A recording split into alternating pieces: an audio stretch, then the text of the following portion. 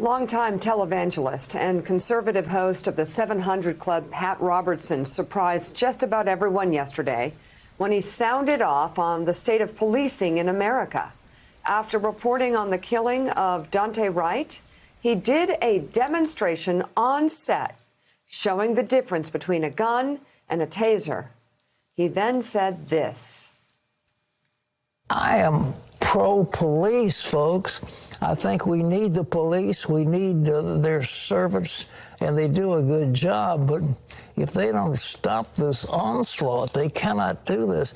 You know, the police in Virginia picked up a lieutenant in the Army and began to give him trouble. And our state police are highly trained. But why they don't stop this? And this thing is going on in Minnesota, but the Derek Chauvin, I mean, they ought to put him under the jail. He has caused so much trouble by kneeling on the death of George Floyd. It's just, I mean, on his neck. It's just terrible what's happening. And the police, why don't they open their eyes to what the public relations are? They've got to stop this stuff. Maybe they need more training. Consistent training. I don't mean training. The problem is things, but you've got to pay them more. We don't have the finest in the police department. They're low-paid people, Terry. They don't get adequate. It's not a question of training. It's a question of hiring a more superior workforce, and we aren't doing it. But we need police. We need them, and we need to honor them, and I'm all for it. But at the same time, we cannot have a bunch of clowns running around who are underpaid and who really are not the best and brightest. We've got to have the best in there. Keisha, for people who don't appreciate how influential Pat Robertson is, the 700 Club has been an institution across this country for many, many, many years. And millions of people listen to the word of Pat Robertson talking about police there. He was referencing the stop of Lieutenant Nazario in Virginia as well. That was for what they thought was not displaying a tag. He did have the tag, and it escalated to the point where he was sprayed and tased. And of course, Daunte Wright was stopped because he had expired tabs on his car, and that ended in his death, of course. So I guess the question here is of escalation. Why expired tags are leading to the death of young men in this country? Well, ultimately, here's where we have to confront a problem that we've been avoiding for a long time, and that is the problem of anti-Black racism, which I'll identify in this moment. And this is partly why Black Lives Matter as a movement has certainly, over the last couple of years, been trying to get Americans to understand that there is no value when it comes to Black people's lives, when it comes to people of color in general. When police officers have encounters with folks who look like me, unfortunately, as we saw play out in the case of Daunte Wright, there is no sympathy, there is no understanding, there is just this person encountering an individual and being quite belligerent, not even attempting to de-escalate. And again, an individual doing this who has 26 years of experience. Kim Potter is the only evidence you need that so-called training is simply not going to cut it.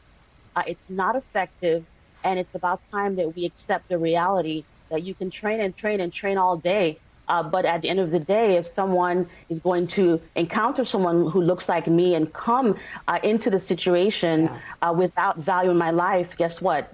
The results will be the same. Yeah. John Meacham, for younger viewers who may not understand the import of Pat Robertson's statement, you and I as Southerners know the cultural impact that he had across the South and the nation. My grandmother constantly had the 700 Club on in her home in Pensacola. It was a big part of Southern culture. In 1988, Pat Robertson ran for President of the United States. He beat George H.W. Bush in Iowa, and I believe Bob Dole as well.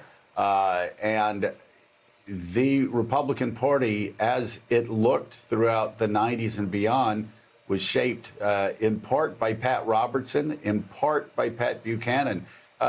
Explain to our viewers that may not have grown up with the 700 Club playing in the background of relatives and friends' home, just how impactful that statement is coming from a conservative cultural icon like Pat Robertson.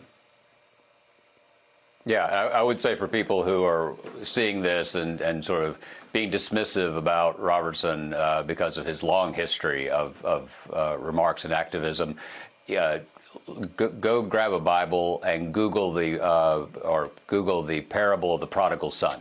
If somebody does something right, you welcome it. And you welcome him. Robertson was, in many ways, kind of the mainstream, the kind of official embodiment of the rise of the religious right, which really began. I think it began with the school prayer decision in 1962. It was slow in developing. A lot of white evangelicals stayed out of politics in the mid-1960s because they were uncomfortable with civil rights, which was a space that was clearly associated with the black church.